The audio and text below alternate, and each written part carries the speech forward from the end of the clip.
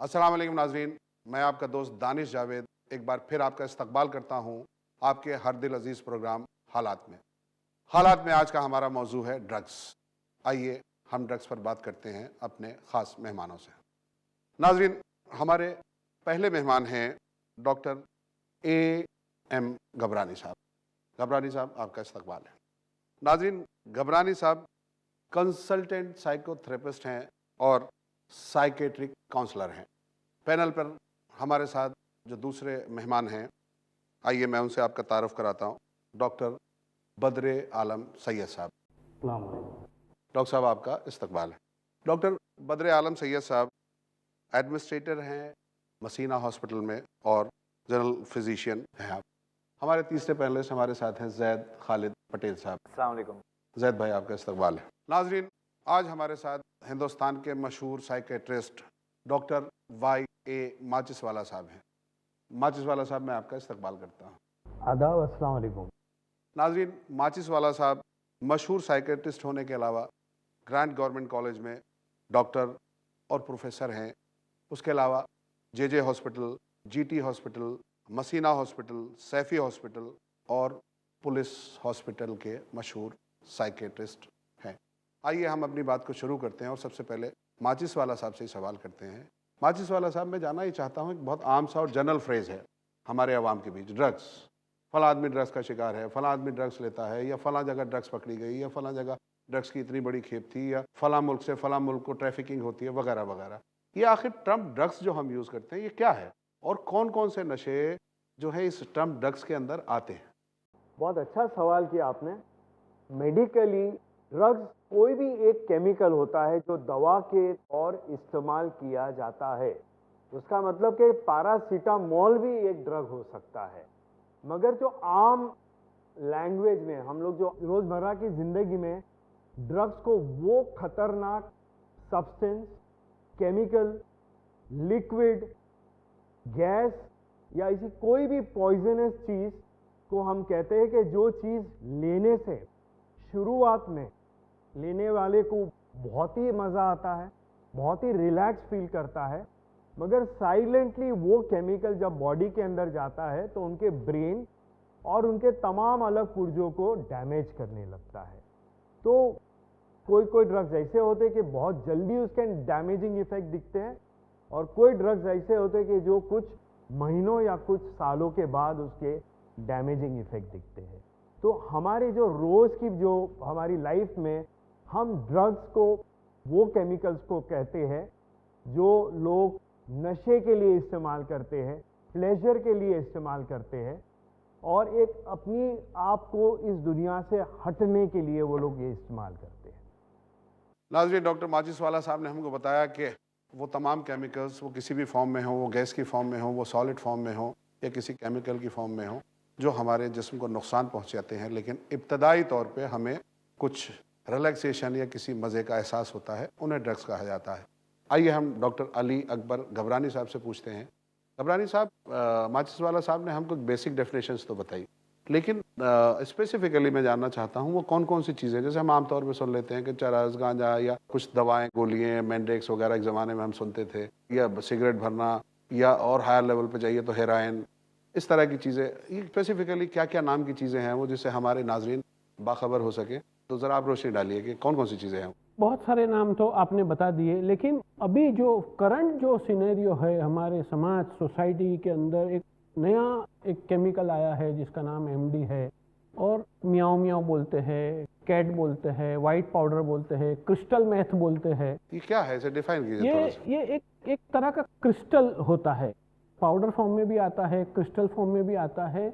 और ये आज का जो हमारा तबका है, आज का जो हमारा नौजवान तबका है, ये इस तरह का होता है कि आपने देखो, बाकी दूसरे सारे ड्रग्स तो सर मुझसे ज़्यादा बेहतर बता पाएंगे।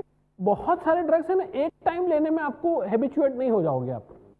हाँ, मतलब वंस इन अ व्हाइल कभी इत्तेफाक। ऐसा हो भी सकता है कि नहीं मुझे अच्छा नहीं लगता है, और ऐसा हमने हिस्ट्री में देखा भी, हमारी मेडिकल हिस्ट्री में, नहीं now I don't to take it, नहीं मुझे नहीं अच्छा लग रहा है, या मुझे चक्कर आया, whatever may be reason. लेकिन ये एक ऐसा जालिम ड्रग्स है अभी के टाइम। इसे मैं चाहता हूँ आप इसे डिफाइन करें, ये है क्या चीज़? ये एक तरह का केमिकल है। क्या केमिकल, इसकी वैल्यूज क्या, प्रॉपर्टीज क्या है? वो आई थिंक माचिसवाला सर मुझसे बेहतर हाँ बता प्लीज। बताना चाहूँगा जी इस पे। जी जी जी। जैसा रे सर ने कहा, अभी डॉक्टर यूसुफ माचिसवाला साहब ने कहा कि ड्रग्स जब मल्टीपल लेने लगते हैं तो उसको अब्यूज़ होता है।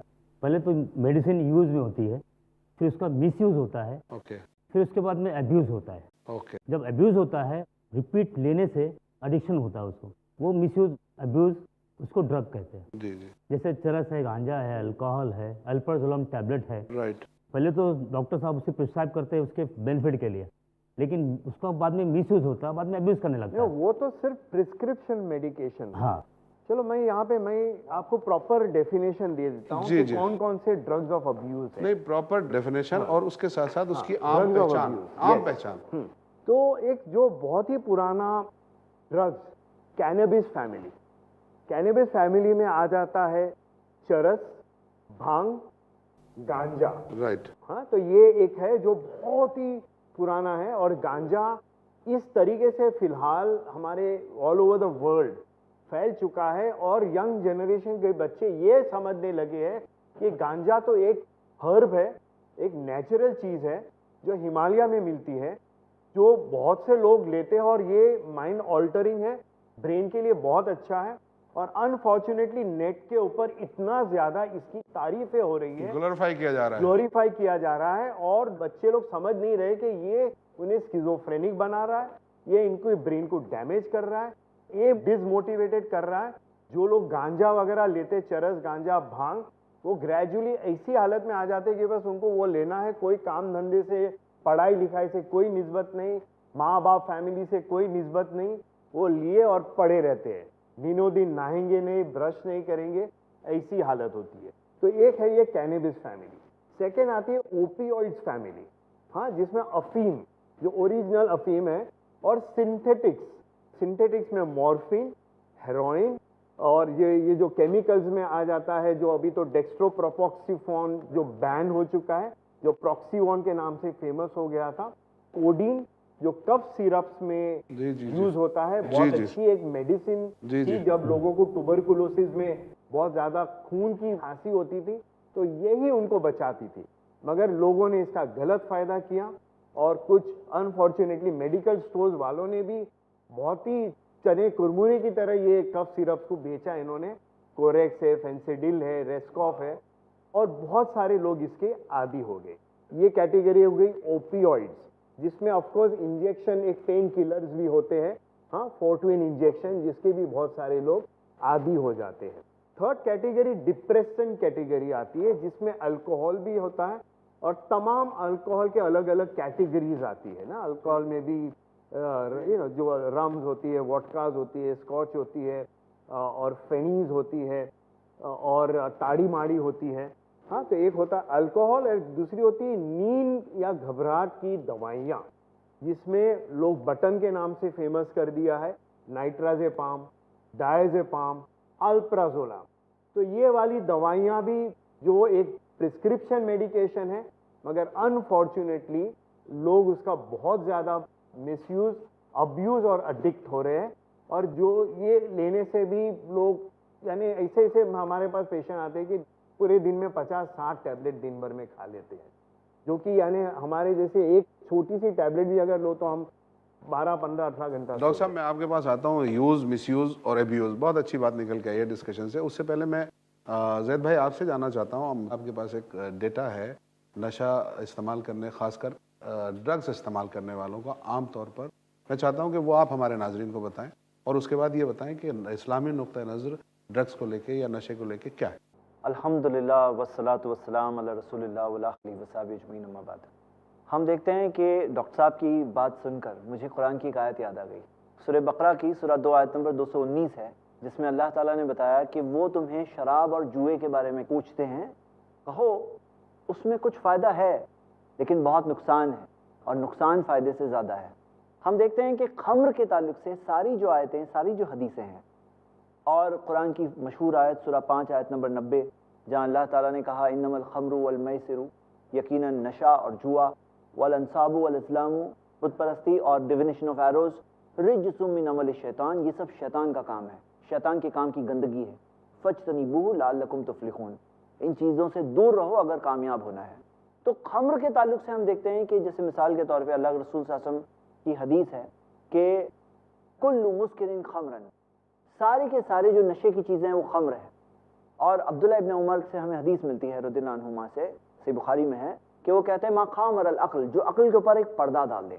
खम्र पर्दे से आता है, मतलब एक इंसान जो क्लियरली सोच नहीं पाए, उसकी अक्ल कवर हो जाए तो वो खम्र है। अब हम देखते हैं कि उसके फॉर्म्स कई बार बदलते हैं और क़यामत की निशानियों में से एक निशानी ये है यहाँ पे नशा आम होगा। जी मैं यहाँ रोक रहा हूँ अभी की बात की तस्दीक के लिए। हम आम तौर पे हमारे समाज में नाज़रीन देखते ही हैं कि जो शराब या नशे या नशाखोरी के हक़ में बोलने वाले लोग हैं वो फ़ौरन उठ के हमसे सवाल करते हैं, यार पूरे कलाम पाक में हमें कहीं लफ्ज़ शराब लिखा दिखाओ। तो मैं ये चाहता हूँ कि आप आवाम को, हमारे नाज़रीन को क्लियर करें ये कि शराब को कलाम पाक में किस लफ्ज़ या किस नाम से याद किया गया और वो कौन सा लफ्ज़ है जिसकी डेफिनेशन में शराब, ड्रग्स और बाकी तमाम नशे आ जाते हैं। मैं चाहता हूँ ये बताया। बिल्कुल, तो वो लफ्ज़ है खम्र। और आप यहाँ तक देखेंगे, मैंने अपने पर्सनल काउंसलिंग एक्सपीरियंस में देखा है कि कोई ये भी कहता है कि ड्रग्स जो है वो मकरूह है, मतलब डिस्करेज्ड। किसी तरह से लोगों को इस तरह का एक पता नहीं कहाँ से फतवा या बात कहीं से मिल गई, लेकिन फैक्ट तो ये है कि सारी वो आयात, सारी वो हदीसें जो खम्र के ताल्लुक से हैं वो शराब पर तो है ही, सारे फॉर्म्स ऑफ शराब पर है, लेकिन साथ साथ में ड्रग्स पर भी है। ड्रग्स स्लो सुइसाइड है। हम देखते हैं कि नबी सल्लल्लाहु अलैहि वसल्लम ने कहा, सही बुखारी की हदीस है कि इन्ना लिजसदिका अलैका हक़्क़ुन, तुम्हारे जिस्म का तुम पर हक है। ये बॉडी जो लोग कहते हैं ना मैं कुछ भी करूं, ये हकीकत में बॉडी हमारी नहीं है, ये अल्लाह की दी हुई अमानत है। इस्लाम ने यही सिखाया। और ये बॉडी का भी हम पर राइट होता है। इसी वजह से जिस तरह से सुइसाइड करना हराम है, नबी सल्लल्लाहु अलैहि वसल्लम ने कहा कि जो शख्स जिस चीज़ से सुइसाइड करेगा वो उसी चीज़ से जहन्नम की आग में हमेशा हमेशा सुइसाइड करता रहेगा। सही बुखारी की हदीस है। तो हम देखते हैं कि जिस तरह से सुइसाइड करना हराम है, तो स्लो सुइसाइड करना क्या है? Slow suicide, slow poison. उसी तरह तो ये तो स्लो पॉइजन है, बिल्कुल जिस तरह से हम जानते हैं। आज तो ये बात प्रूवन है, मानी हुई है, समझी हुई है। तो जहर पीना हराम है, तो स्लो पॉइजन पीना क्या है? स्लो पॉइजन पीना भी तो हराम है। कुरान में अल्लाह ने कहा वयुहिल्लु लहुमुत तय्यिबात वयुहर्रिमु अलैहिमुल खबाइस, नबी तुम्हारे लिए हलाल करते हैं जो पाक है, प्योर है, और हराम करते हैं जो खबाइस, खबीस, गंदी चीज़ है। तो ये जाहिर सी बात है, ये तय्यब में से है, ड्रग्स या खबाइस में से है, ऑब्वियसली खबाइस में से है। तो ये सारे एविडेंसेस है जिस तरह से ड्रग्स पीने के बाद आदमी क्या बन जाता है, माशरे के लिए कितना बड़ा प्रॉब्लम बन जाता है।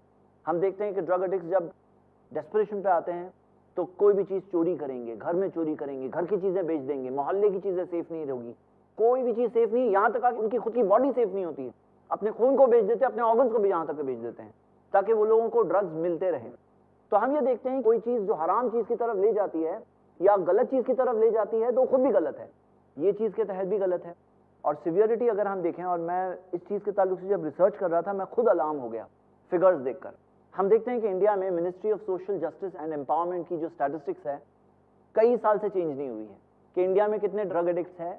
तो कई साल से 34 लाख का फिगर चल रहा है, बल्कि इस टॉपिक पर PIL भी हो चुका है कि ये डेटा प्रॉपर्ली मेंटेन नहीं किया जा रहा है और ये एस्टिमेट सही नहीं है। 34 लाख जो ड्रग एडिक्ट्स इंडिया में है ये हाईली अंडर एस्टिमेटेड फिगर है। हम देखते हैं वर्ल्ड हेल्थ ऑर्गेनाइजेशन ने कहा है कि 1.1 करोड़ यानी इंडिया की 125 करोड़ आबादी में से 1.1 करोड़ ड्रग एडिक्ट्स हैं। लेकिन इससे ज्यादा अलार्मिंग रिपोर्ट एक 2006 की रिपोर्ट है। 2006 में UN की एक ऑफिस ने इंडियन गवर्नमेंट के साथ कॉपरेशन में एक स्टडी किया था और वो स्टडी के अंदर जो कंक्लूजन पे आए, जो हिंदुस्तान टाइम्स की रिपोर्ट मेरे पास यहाँ मौजूद है, और उन्होंने ये जो कंक्लूजन्स बताए उनकी इस स्टडी के मुताबिक 2006 में 7.5 करोड़ ड्रग एडिक्ट्स थे इंडिया में at that time itself, 7.5 crore. और हम देखते हैं कि कुछ चीजें हैं जो फिगर्स जो हमें मिलते हैं वो बहुत परफेक्ट नहीं है, बहुत क्लियर नहीं है। बीच में पंजाब का इशू बहुत उठा था इलेक्शन टाइम पर, यहां तक कहा गया था कि पंजाब के ऑलमोस्ट 75% यूथ ड्रग एडिक्ट्स है। ये बहुत ही अलार्मिंग बात है। लेकिन आप इस बात से अंदाजा लगाइए कि इसी रिपोर्ट में NCRB national crime records bureau की रिपोर्ट दी गई है कि पिछले 4 साल 2011 से लेकर 2014 तक, ये 4 साल के अंदर इस रिपोर्ट में दिया है कि 100 मिलियन किलो ड्रग्स पकड़े गए। 100 मिलियन किलो यानी 10 crore kilo, 100 million kilo, 10 crore kilo drugs पकड़े गए। अब इमेजिन अगर करेंगे तो इंडिया की पॉपुलेशन 125 करोड़, यानी हर 1 किलो के लिए 12.5 लोग, यानी हर 12.5 इंडियंस के लिए 1 किलो पकड़ा गया है। जो कंज्यूम हुआ वो अलग।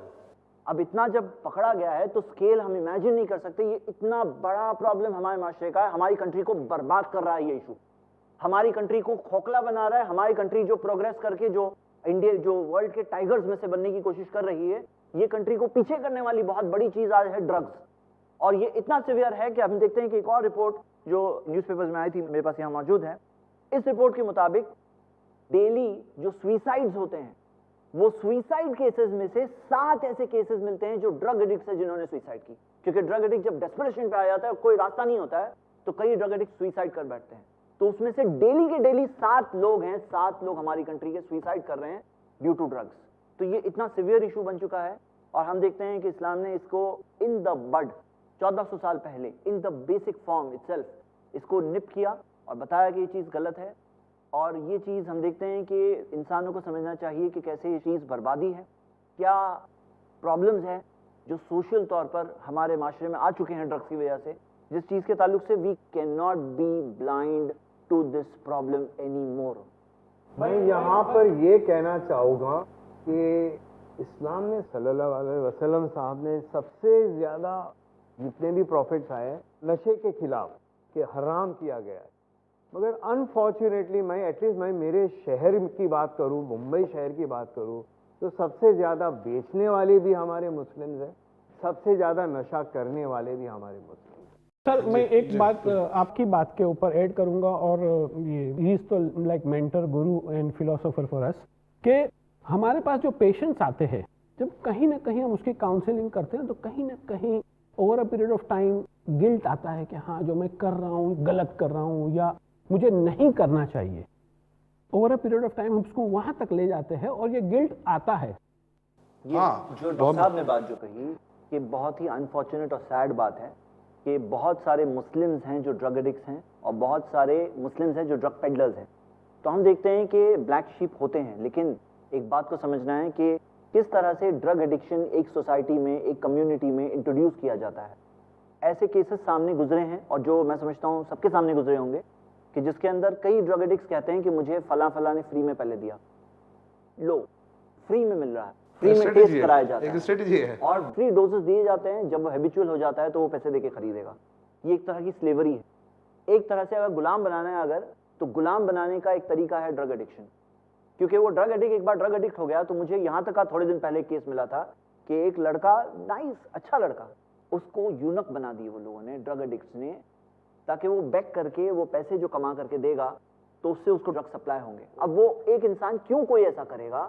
एक ड्रग एडिक्ट का सारा सेल्फ रिस्पेक्ट, उसका सारा जो खुद का वजूद है वो बिल्कुल खत्म हो जाता है जब वो ड्रग्स के इंट्रोड्यूस हो जाता है। वो दुनिया में इंट्रोड्यूस खत्म होने के बाद वो इंसान पूरी की पूरी तरह से हर एतबार से खत्म हो जाता है। Sir let me add you one thing कि अगर मेरे पास पैसे नहीं है ड्रग्स खरीदने के लिए, मैंने ले लिया हूँ, उसका आदी हो गया हूँ, अभी मेरे पास पैसे नहीं है, तो ड्रग पेडलर मुझे बोलेगा कि तू 4 कस्टमर लेके आ, मैं तुझे फ्री दूंगा। अब वो मेरे फ्री के चक्कर में मैं 4 नए लोगों को इंट्रोड्यूस कराऊंगा और मैं लूंगा, तो over a period of time मैं पेडलर बन गया। राइट, इस पे आते हैं हम पेडलर पे। डॉक्टर साहब ने एक बड़ी अलार्मिंग बात कही कि ये खासकर मुसलमानों में या इस्लाम में, सिर्फ इस्लाम के ताल्लुक से नहीं है। हम देखते हैं कि कई जगहों पर ये एक कंफ्यूजन है जो इंसानों के अंदर आया है अलग अलग धर्मों के रास्ते से, और मैं समझता हूँ ये इंसानों की एक बर्बादी का रास्ता है जो आया है। और हम सब आज जिस ज़माने और दौर में रहते हैं, ऊपर वाले ने हम सबको सोचने की क्षमता और कैपेसिटी दी है। हर इंसान के लिए, चाहे वो किसी भी धर्म और बैकग्राउंड का क्यों ना हो, उसके लिए ज़रूरी है कि वो इवैल्यूएट करे कि क्या चीज़ उसके फ़ायदेमंद है, उसके फ़ायदे के लिए, और क्या चीज़ उसके नुकसान के लिए है। ऊपर वाला ये बिल्कुल नहीं चाहता कि हम अपने आप को नुकसान पहुँचाए, और वो चीज़ को समझने के बाद जो सही चीज़ है वही हम सबको करना चाहिए और गलत चीज़ से हम सबको बचना चाहिए। In general I agree with you, in general तकरीबन तमाम ही धर्म नशे के खिलाफ हैं और इस तरह के नशे के खिलाफ तो बिल्कुल हैं। लेकिन ख़ास तौर पे जब हम इस्लाम की बात करते हैं तो इस्लाम तो नशे के खिलाफ जंग की बात करता है, जहाँ तक मैं समझता हूँ। देखिए हम देखते हैं सुनन इब्न माजा में नबी सल्लल्लाहु अलैहि वसल्लम ने कहा, मा अस्करा कसीरुहु फक़लीलुहु हराम। जो चीज़ ज़्यादा क्वांटिटी में नशा दे वो थोड़ी क्वांटिटी भी हराम है। ये बड़ी दिलचस्प बात है। ये थोड़ा सा था, ये एक पफ था, उससे नशा नहीं हुआ, लेकिन वो थोड़ी सी क्वांटिटी भी हराम है। अगर वो चीज़ ज़्यादा होने के बाद नशा देगी तो वो थोड़ी सी भी हराम है। और अगर कोई शख्स नशे में आता है तो हम देखते हैं कि अल्लाह के रसूल सल्लल्लाहु अलैहि वसल्लम की हदीस है कि उसकी 40 दिन की नमाज कबूल नहीं होती, और वो नशे की हालत में मर गया तो वो जहन्नम के आग में जाएगा। तो हम देखते हैं कि ये सारी बातें हैं, और जब वो नशे में है तो उसका ईमान उससे बाहर निकल आता है। सही बुखारी की हदीस में ईमान उसके अंदर बाकी नहीं रहता। तो ये सारी उसके बारे में वार्निंग्स है जो नशे के ताल्लुक से, जो बिल्कुल खतरनाक बात है। उम्मुल खबाइस नबी सल्लल्लाहु अलैहि वसल्लम उम्मुल खबाइस कहा गया। उम्मुल खबाइस है और उम्मुल फवाहिश कहा एक हदीस में। और नबी सल्लल्लाहु अलैहि वसल्लम ने कहा कि जो शख्स नशे में पड़ता है तो वक़ाला उम्मी व आमती व खालती, वो अपनी वालिदा के ऊपर भी गलत नजर से, गलत चीज, गलत काम कर सकता है। अपनी खाला, ऐसे केसेस आए, अपनी फुप्पी, खाला, किसी को नहीं छोड़ेगा। हाँ, मैं जानना चाहता हूँ डॉक्टर साहब, आपने कहा ऐसे केसेस आए हैं, कोई ऐसा केस मिसाल के लिए मैं नाजरीन को एक एग्जांपल देने के लिए। जहाँ मैंने छोड़ा, मैं पहले वो कंप्लीट करना चाहूँगा, क्योंकि मैंने टाइप्स ऑफ ड्रग्स मैंने पूरा नहीं किया। मैंने आपसे पहले तो कैनबिस ग्रुप के बारे में बताया, ओपियोइड्स के बारे में बताया, डिप्रेशंस के बारे में बताया जिसमें अल्कोहल और नींद की गोलियां आ जाती है, इनहेलेंस जो आजकल रास्ते के बच्चे लोग जो glues, petrol, diesel, cleaning machine, liquid होता है ना जो जेरोक्स वाले लोग यूज करते हैं, इथाइल्स, तो ये भी सूंघने वाले लोग होते हैं। फिर एक पर्टिकुलर कैटेगरी जो हमें हमारे लिए बहुत अलार्मिंग है, जो एक्टिवेटिंग ड्रग्स, जिसमें कोकेन और एम्फेटामिन ग्रुप्स, ये जो आजकल का जो हम मेथ, एमडी, मेफेड्रॉन, ये एमडी बड़ा जिक्र सुना है मैंने। तो ये सब एम्फेटामिन ग्रुप की मेडिकेशंस है। एम्फेटामिन एक जमाने में लीगल ड्रग हुआ करता था 50-60 साल पहले, जो कुछ न्यूरोलॉजिकल और साइकियाट्रिक बीमारी में दी जाती थी।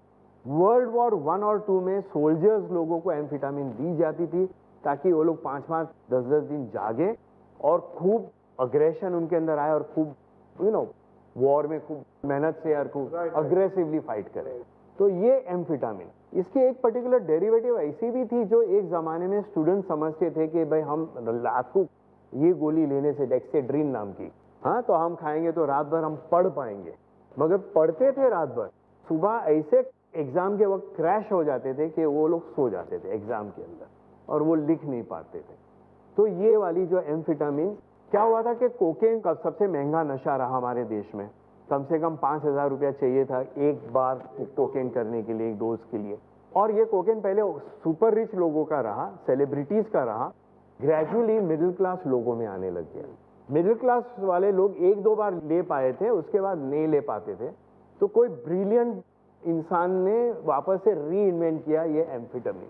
और ये जो मेफेड्रिन वगैरह बनाना इतना इजी है, 4-5 अलग अलग टाइप के केमिकल्स होते हैं, एफिड्रिन वगैरह।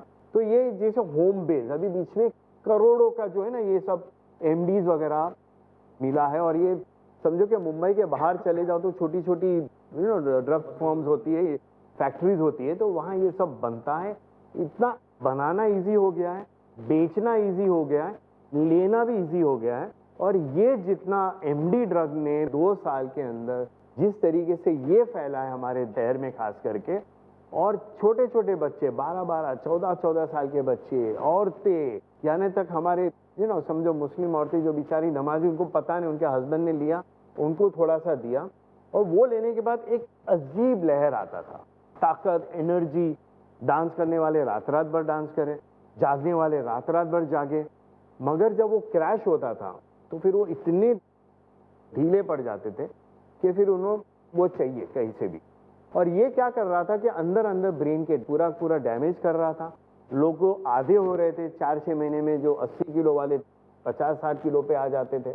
ब्रश नहीं करना, नहाना धोना नहीं, नशे के अंदर इतना वायलेंस आता था कि हाइपर सेक्सुअल हो जाते थे। कई एक रेप्स हुए, कई एक इस तरीके की जो आपने कहा कि भाई अपने घर की औरतों के ऊपर भी गलत नजर डालना, और पैसे के लिए ऐसे केसेस हमारे सामने आए कि जहां पर उन्होंने चाकू से अपनी पेरेंट्स को भी वार किया हुआ है। तो ऐसे वाले भी केस आए हैं हमारे पास। आप ये कह रहे थे, हर ड्रग एडिक्ट की एक अलग अपनी कहानी है और इतना ज्यादा फैला हुआ है।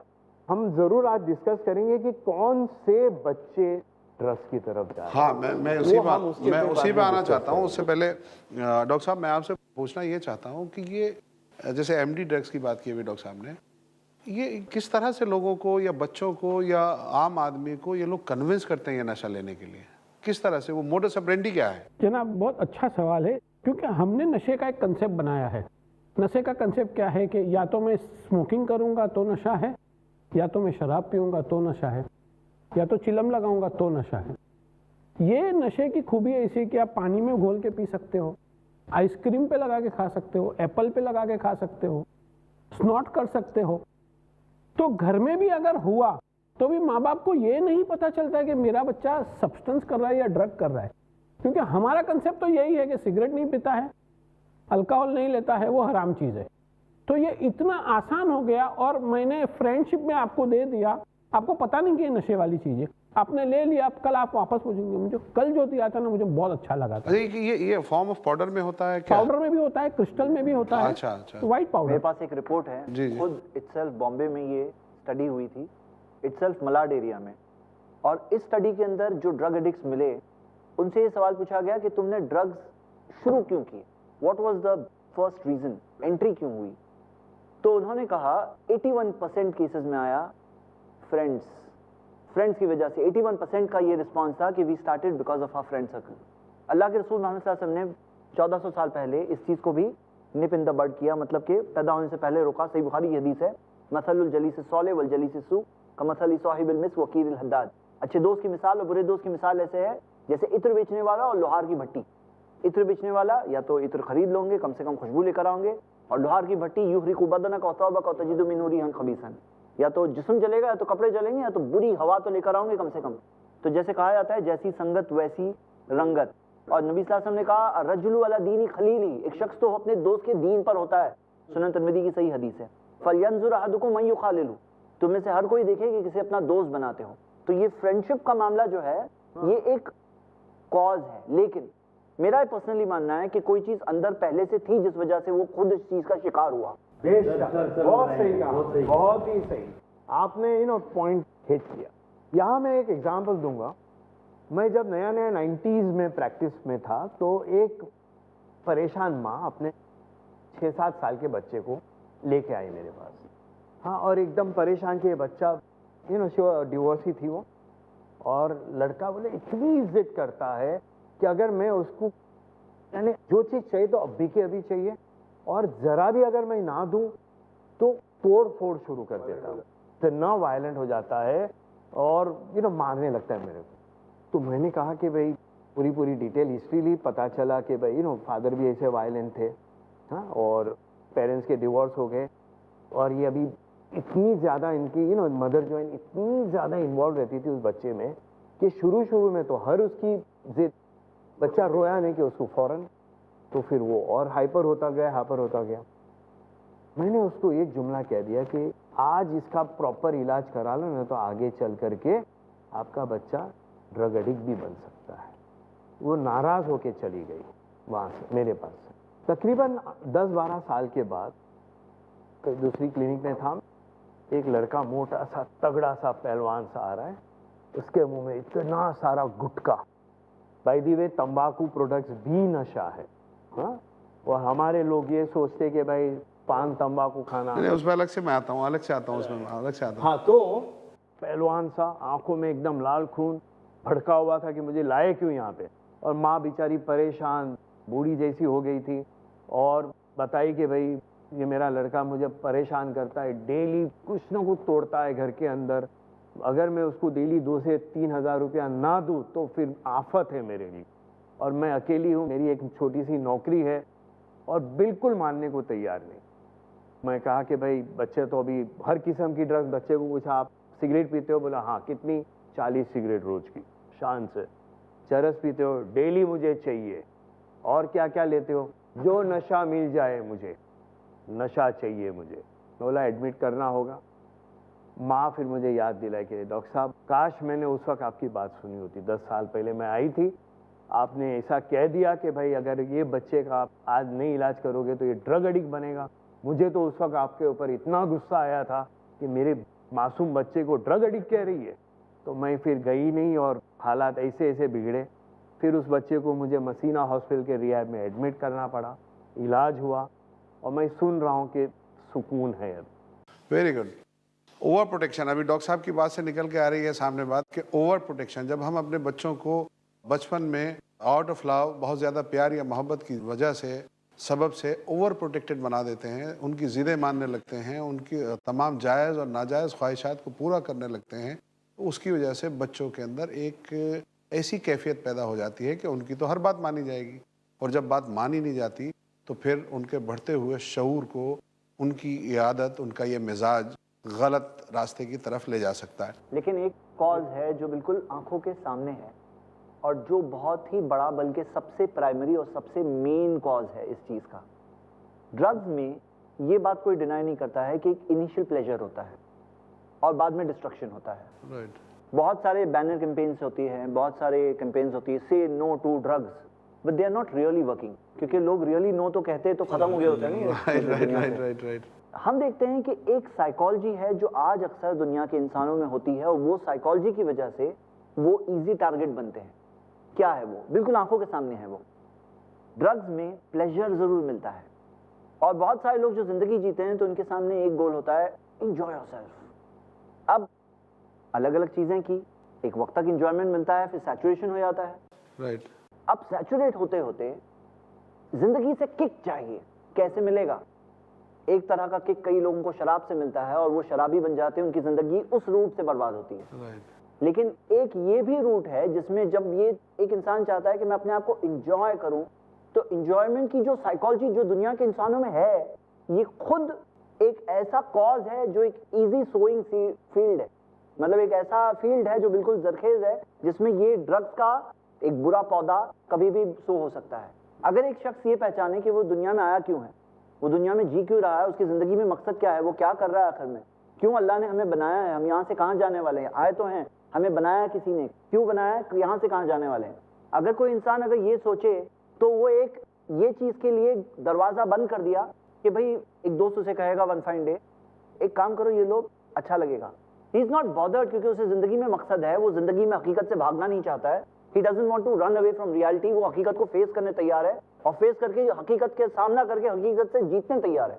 तो हम देखते हैं कि ये जो आम आवाम में जो साइकोलॉजी है ऑफ एंजॉइंग योरसेल्फ, जो हमारी फिल्मों और वगैरह से ये जो सारे कल्चर जिस चीज को बढ़ा रहा है, वो खुद एक तैयार करके रेडी रखा है जिसके अंदर ड्रग्स एडिक्ट बन जाएगा वो इंसान एनी डे, उस साइकोलॉजी की वजह से। Enjoy yourself. मैं आपकी बात के ऊपर थोड़ा आगे ऐड ऑन करना चाहूंगा, अगर आप मुझे इजाजत दें तो। नहीं, आप ऐड ऑन करना चाहेंगे? एक मिनट डॉक्टर साहब, आप ऐड ऑन करना चाहेंगे कि डिफर करना चाहेंगे? नहीं, ऐड ऑन करना चाहूंगा। चलिए प्लीज। कि जब ड्रग्स लेते हैं ना, तो हमारे दिमाग के अंदर एक सर्किट पैदा होती है, प्लेजर सर्किट जिसको बोलते हैं। Pleasure circuit. हाँ। अब दुनिया में प्लेजर ऐसी चीज है कि वो हमेशा और चाहिए मुझे, आई एम नॉट सेटिस्फाइड। आदमी सेटिस्फाइड होगा हैप्पीनेस से, हैप्पीनेस आएंगी विद इन से। आप इबादत करो या पूजा करो या गिरजाघर जाओ, whatever, we are not discussing that, लेकिन उससे हैप्पीनेस आएंगी फ्रॉम विद इन, और ये प्लेजर आएगा और प्लेजर मुझे और चाहिए। तो जो मेरी नीड होगी वो अभी वांट बन गई, और वो वांट को हासिल करने के लिए वांट तो किसी की भी पूरी नहीं होती इस दुनिया में। डॉक्टर साहब, आपसे पूछना चाहूँगा मैं कि एंजॉय योरसेल्फ, बहुत अच्छी बात निकाली ज़ैद खालिद पटेल साहब ने, enjoy yourself. Before you go ahead, I am sorry, एक बात वाजे करना, क्योंकि आप रिपीट कर रहे हैं तो मुझे एक बात क्लिक हो रही है। बात यह है कि एक है जायज दायरे के अंदर एंजॉय, हलाल दायरे में। हम ये नहीं कह रहे हैं कि अपने आप को संकट में डालो पूरी तरह से। नहीं, मैं बिल्कुल उस माने में नहीं ले रहा हूँ, मैं उस माने में नहीं ले रहा हूँ, बल्कि आपने जो कहा एंजॉय योरसेल्फ, आपने ये कहा, बात पूरी मैं कर दूँ आपकी, कि एंजॉय योरसेल्फ आपको नशे की तरफ लेके जाता है, ये एक आदत। आपने इस माना में इस फ्रेज को इस्तेमाल किया, और मैं आपसे पूछना चाहता हूँ, जैद साहब की जो ये राय है, आप इससे इत्तेफाक करते हैं कि ये एंजॉय योरसेल्फ बड़ा, आज तक जो मैं सुनता आया हूँ, इसको बड़ा पॉजिटिव फ्रेज माना गया। आज तक ये माना गया कि आप अपने अंदर छुपी हुई खुशी को निकालो बाहर, अपने आप को एंजॉय करो। तो ये अपने आप को एंजॉय करना, जैसा कि हमको जैद साहब ने बताया कि ये अपने आप को एंजॉय करना कभी कभी नशे की तरफ भी लेके चला जाता है। कभी कभी आपका माहौल आपको एंजॉय कराने के नाम पर आपको नशे का आदी भी बना देता है। क्या ये सच है? मैं एक बात कहना चाहूँगा कि पहले तो शराब पीता था डिप्रेशन में गम को भुलाने के लिए। अब तो ऐसा हो गया है कि फ्रेंड सर्कल में रेव पार्टीज हो रही है, सर्कल में एक दूसरे का कंपटीशन हो रहा है, बाइक पे लोग 120 स्पीड में जा रहे हैं, वो कंपटीशन में भी उन लोग नशा कर रहे हैं, नशे से बर्बाद हो रहे हैं। एंजॉयमेंट उस वक्त रहता है, लेकिन नशे की हालत में एंजॉयमेंट भी नहीं मिलता है। क्रैशेस हो रहे हैं, एक्सीडेंट हो रहे हैं, सब कुछ हो रहा है। तो वहाँ कहाँ एंजॉयमेंट हो रहा है? वो कंपटीशन में हो रहा है। और फिल्म में देख के, टीवी सीरियल में देख के हीरो सिगरेट पी रहा है, सिगरेट के अंदर कुछ भर के पी रहा है, वो भी एंजॉयमेंट शॉर्ट टर्म रहता है, लेकिन उसका माइंड और बॉडी डिस्ट्रक्शन पे जाता है। माइंड काम नहीं करता है, बॉडी आस्ते आस्ते डिटोरिएट होते रहती है। वो इम्यूनिटी जो सर बताना चाहते थे वो बात पूरी होशियार की हुई नहीं कि वो बचपन से ही वो इम्यूनिटी रहती है बॉडी में, बाहर से एक एटमॉस्फेयर से, मतलब माँ बाप से दूर, बाहर मिला फ्रेंड हमदर्द हो गया, उसने दे दिया, ये ले लच्छा इसका ले, भूल के अपने घर को भूल गया, नशे की हालत में सब कुछ भूल गया वो। तो वो उसी बात की बात है कि वो जहर तो जहर ही रहेगा, जहर तो जहर ही और होता है। दिमाग को खराब करेगा। जनाब मैं यहाँ ये कहूँगा कि एंजॉय तो क्रिकेट खेलने से भी हो सकता हाँ हाँ बिल्कुल। है, एंजॉय फुटबॉल खेलने से हो सकता यहाँ है। यहाँ बड़ा स्पेसिफिक हाँ, बात है, हम लोग एंजॉय योर सेल्फ। नमाज पढ़ रहा है, अल्लाह वो के भी- सामने सजदा कर जैसे रहा है, नमाज दिल को में enjoy सुकून मिल सब रहा है, कुछ मिलता ही है। वो एक हलाल जायज एंजॉयमेंट है, एक हस्बैंड वाइफ एक दूसरे के साथ है, वो भी एक हलाल एंजॉयमेंट मैं है। बिल्कुल- लेकिन जब एक मकसद जिंदगी का होता है, आई वांट टू एंजॉय, हाँ, एक होता है गोल ही जिंदगी में, खालीपन एक होता है, वो खालीपन को भरने के लिए लाया जाता है, और जब वो लिमिट्स के अंदर रहने तैयार नहीं है ये एंजॉयमेंट, जब वो हलाल और अल्लाह की कायम की हुई बाउंड्रीज के अंदर रहने तैयार नहीं है, जब वो विदाउट बाउंड्रीज कहीं पे भी जाने तैयार है, तो कोई दिन ड्रग्स में भी जा सकता है। Right right right. वो किसी भी हराम चीज में जिस तरह से जा सकता है, तो ड्रग्स में जाना कौन सा दूर है। तो वो साइकोलॉजी जो उसकी थी पहले से, वो खुद कहीं रूट कॉज बन रही है। एक कारण उसका ये भी हो सकता है कि अगर मैं वालिद हूँ और अगर मैं गेटवे ड्रग्स हमारे पास 3 है जहाँ से हम एंट्री लेते हैं, उसके बाद में सारी दुनिया आती है। तो गेटवे ड्रग्स में जो आता है, पहले स्मोकिंग आता है, दूसरा गुटखा आता है, और तीसरा जो है वो a sip of beer, alcohol. Gateway drug. क्योंकि मेरा बच्चा मुझसे ही, I am role model for my child. तो अगर role model, as a model अगर मैं करूँगा तो वो क्या सीखेगा। बाप सिगरेट तक था, बेटा ड्रग्स तक पहुंच गया।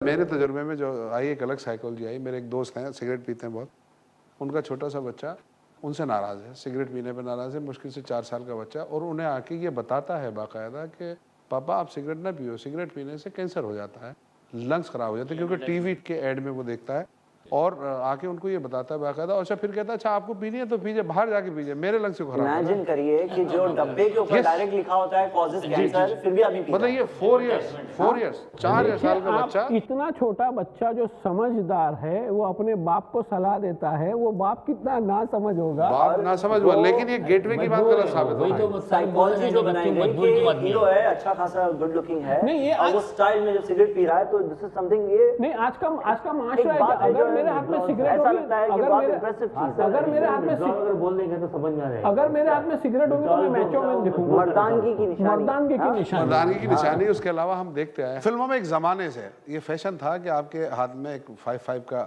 पैकेट हो, या किसी भी सिगरेट का पैकेट हो, एक लाइटर हो, पर्सनैलिटी हो, आपने वाइट कलर की ड्रेस पहनी हो, जहाँ जाएँ तो वो सिगरेट का पैकेट रखें, सिगरेट जलाएं, वो एक पर्सनैलिटी का हिस्सा माना जाता था। ये माना जाता ओह ये कामयाब लोगों में है।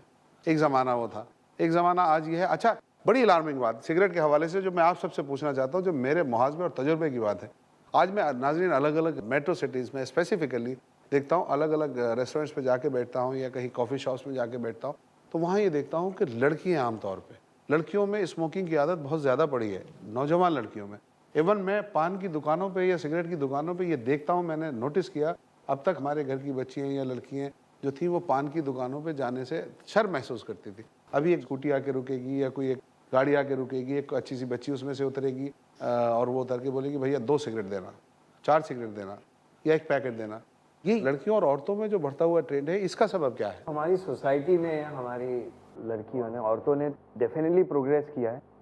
अभी ये है ना कि भाई हम कंधे से कंधा मिला के चलेंगे मर्दों के, तो जब कंधे से कंधा मिला के चलेंगे, अभी एक लड़की पायलट्स भी हो सकती है, बहुत सारा कुछ हो सकता है। बहुत सरकास्टिक तो फिर वो बात क्यों करना, नहीं? ये फिर बड़ा सरकास्टिक वे में बात वो कर रहा क्यों है। नहीं? मतलब फिर ये वाली चीजों भी आ सकती है। नहीं, तो इसके जैसे पीछे साइकोलॉजी मर्द क्या जब है? सिगरेट पी सकते हैं तो वहाँ औरतों ने कहा हम क्यों पीछे रहें, लेकिन सही बात ये मर्द भी गलत कर रहे थे पहले से, और यहाँ औरतें भी गलत करने लगी, तो हमारा प्रॉब्लम तो कंपाउंड हो गया अभी। नहीं, अब ये चीज़ें अगर हम ये कहें कि इसकी जिम्मेदारी हमारा जो तरक्की का फॉर्मेट है या मर्द और औरत का साथ मिलके चलना, कदम से कदम मिला के चलना है, तो ऐसी और बहुत सारी चीज़ें जो आ सकती है। लेकिन जो ग्रोथ रेट सिगरेट पीने का है वो इतना ज़्यादा क्यों है? सिगरेट ही नहीं, गरज चरस सब पी रहे। और ये बराबर ही तो उसके सबसे ज़्यादा ग्रोथ रेट में आ साइकोलॉजी की बात करें ना, तो फीमेल्स देखा जाए ना तो उनका इंटेलेक्चुअली, इमोशनली, सोशली, हार्मोनली काफी कॉम्प्लेक्स है कंपेयर टू मेल्स। इसलिए कहा गया है कि वे फीमेल्स में depression is double to males. और अभी ये तो मैं साइकोलॉजी पे आया नहीं कि various causes which leads to alcoholism and drug addiction, जिसमें depression is becoming number 1। Mood disorder है, 60% 70% लोग डिप्रेशन में है या जा सकते हैं। वर्ल्ड हेल्थ ऑर्गेनाइजेशन ने डिप्रेशन को नंबर 1 इलनेस बना दिया है। कार्डियक हार्ट और लाइफस्टाइल डिजीज नंबर 2 पे आ गया है। तो हमारी जो फीमेल्स है तो अब यहाँ पे फिर से वही बात है, बहुत ज्यादा आ रहा है, तो उन्हें भी रिलैक्सेशन चाहिए। चलिए, आपने तमाम पैनलिस्ट से इस डिस्कशन को आगे बढ़ाते हुए इस तरह से बात करते हैं, अगर मैं अपने तौर पे बांटूं नशाखोरी की आदत को या ड्रग्स के कंजम्पशन को, तो 3 हिस्सों में बांटूंगा, जिन 3 हिस्सों में हमारा समाज बटा हुआ है, और उन 3 हिस्सों के हवाले से बात करते हैं। एक हमारा तबका है जिसे हम लोअर क्लास कहते हैं, एक हमारा तबका है इन अ ब्रॉडर व्यू जिसे हम मिडिल क्लास कहते हैं, और एक हमारा तबका है हायर क्लास। इन क्लासेस वाइज हम ड्रग्स के कंजम्पशन को, उनके रीजंस को और उनके तरीक़ों और अतवार को डिस्कस करते हैं। जैसा भी डॉक्टर साहब ने कहा था कि लोअर क्लासेस में अक्सर देखने में आता है कि लोग नशे के आदी हो जाते हैं, इसलिए काम नहीं है या इसलिए डिप्रेशन है, मुख्तलिफ वजूहत। मैं जानना ये चाहता हूँ कि ये जो लोअर क्लास है, अगर हम एट ए ग्लांस बात करें तो ये कौन कौन से नशे को इस्तेमाल करने वाले लोग हैं, और उन नशों को इस्तेमाल करने की वजूहत इनकी दूसरे तबकों से अलग हैं या वही हैं, और इनका हल कैसे निकाला जा सकता है? मुझे पूछे तो लोअर क्लास के बच्चे ही जो है वो बहुत ज़्यादा साइंटिस्ट बनेंगे, बहुत बड़े डॉक्टर बनेंगे और बहुत कामयाब होंगे। एक तबका तो वो हो गया। दूसरा जो तबका है वो अपने माँ बाप से मॉडलिंग लेगा। नहीं, बिल्कुल लोअर क्लास की बात कर रहा हूँ मैं, रिक्शा पुलर, एक झुग्गी झोपड़ी में रहने वाले लोग, क्योंकि वो झोपड़ी वाला ही उसका बाप जो होगा सिगरेट पीता होगा या लोकल दारू शराब पीता होगा या गुटखा खाता होगा, तो वो उससे रोल मॉडलिंग से सीखेगा। लेकिन एक उम्र पे आने के बाद में जब टीन एज पे आता है तो he want to prove his own identity. Okay, how will he prove? Right. Because जैसे सर ने बताया कि मेरे हाथ में सिगरेट होती है, मैं मैचो मैन बनूंगा। अब उसको स्टडी से कोई लेना देना नहीं है, आगे एजुकेशन हुआ नहीं है, उसका टाइम किल करना है, he wants to become like that, कि भाई मैं भी उस पीयर प्रेशर के अंदर घूमूं और अपने आप को प्रूव करूं माय ओन आइडेंटिटी। हकीकत से दूर भागकर एक इमेजिनरी वर्ल्ड में, फैंटेसी वर्ल्ड के अंदर वो अच्छा लगे जाता है। अपनी जिंदगी से फरार हासिल करके फैंटेसी में जाना चाहता है। फैंटेसी में जैसे ही वहां एंट्री हुई ना, क्या कि वो अपने आप को प्रूव करने के लिए he can go up to any extent. Okay, अच्छा डॉक्टर साहब, आपके पास इस तबके से पेशेंट्स आते होंगे, आप क्या समझते हैं, क्या लगता है आपको कि इनकी रूट कॉजेज क्या क्या हैं? मैं पहले तो ये वाले इशू को आगे बढ़ाऊंगा। इसी इशू पे बात कर रहा हूं। हाँ, ये lower class, Lower middle class. देखिए, एक ज़माना था, हाँ, जब जो रेवोल्यूशन वगैरह है ना हमारे वर्ल्ड के अंदर, तो लेबर्स एक होते थे ना, जो ओनर्स, हाँ, लैंडलॉर्ड्स वगैरह, एक होते थे लेबर फोर्स, जो दिन भर बड़ी तगड़ी मशक्कत उनको मेहनत ना, स्लेवरी टाइप की मेहनत करे। तो शाम को रात को वो लोग इतने थक जाते थे कि उनकी थकान दूर करने के लिए उन्हें कोई ना कोई सब्सटेंस की ज़रूरत पड़ती। Right right right. तो उस ज़माने में वो हिसाब से अल्कोहल और दूसरा गांजा वगैरह उस टाइप की या अफीम की चीज़ें उस जो वर्किंग क्लास लोगों में आई। मैं आज का ज़माना लूँगा। हमारा साइकोलॉजी और साइकेट्री ये मानता है कि भाई साइकेट्रिक डिसऑर्डर, जैसे ये भी एक नशा, एडिक्शन भी एक साइकेट्रिक डिसऑर्डर में आ चुका है।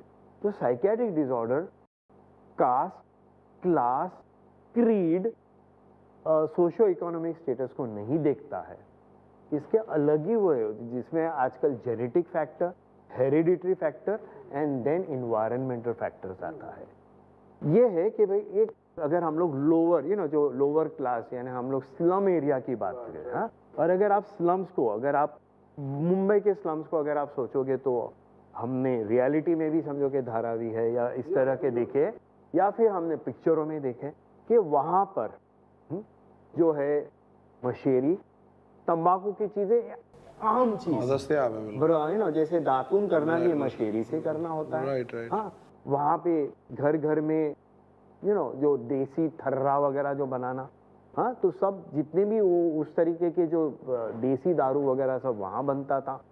और ये जो हेरोइन वगैरह जब आया 1980s में हमारे देश को बहुत बुरी तरीके से ले डूबा था, तो ये सब इसका बनना करना सब स्लम्स वगैरह में हुआ था। Okay okay. हाँ, वो मतलब इसका बनना अपर क्लास में नहीं हुआ, हाँ, तो बनना करना वहाँ पर हुआ बिक्री वहाँ से हुई, कंजम्पशन वहाँ है। हाँ हाँ, तो वहाँ का ये फिर ये ना एक सोशल इकोनॉमिक कल्चरल स्टेटस वाली बात आ जाती है कि भाई एक स्लम एरिया में एक एक घर में समझो कि बच्चे भी ज़्यादा होते थे, यू नो। आज आप जितनी हायर क्लास में जाओ तो वहाँ पे 1 या 2 बच्चे दिखेंगे, जितने हम लोअर क्लास में आएंगे तो वहाँ पे 6 फैमिली 10, बड़ी है 12 और बच्चे। मीन्स कम है, हाँ, और वहाँ तो फैमिली वहाँ छोटी है, पे मीन्स इतना ज़्यादा ध्यान नहीं, तो उसमें से क्या है कि एक आध ब्लैक शीप निकल जाता था, हाँ, ज़्यादा करके, तो जो वो फिर वो यू नो ड्रग्स वगैरह या बिहेवियरल डिसऑर्डर्स की तरफ जाता था।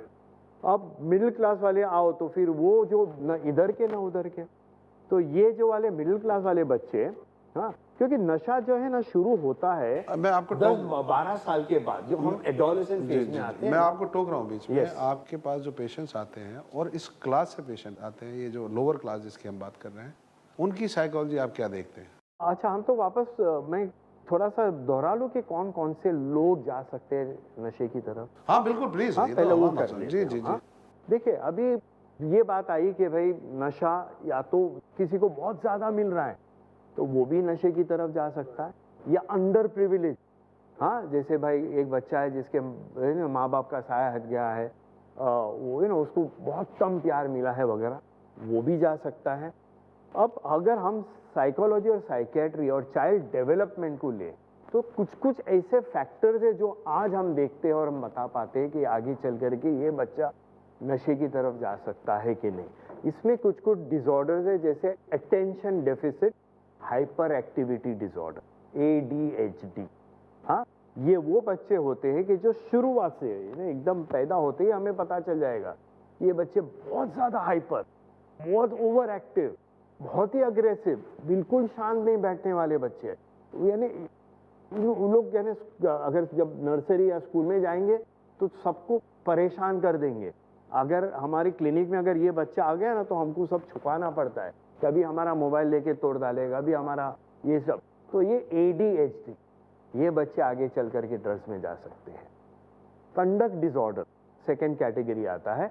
ये कंडक्ट डिसऑर्डर में बच्चे को शुरुआत में हम देखेंगे कि ये बच्चे को झूठ बोलने की आदत है, ये बच्चे को चोरी करने की आदत है, ये बच्चे को सबको हैरान करने की आदत है। उसको अजीब मजा आता है कि किसी को पीछे से टपली मार के जाना, कोई चीज को तोड़ देना, जानवरों को यानी जलाना, हाँ, या ये डिस्ट्रक्शन, ये है अंदरूनी, इसको कंडक्ट डिसऑर्डर। ये बच्चे आगे चल करके ड्रग्स अल्कोहल की तरफ जा सकते हैं।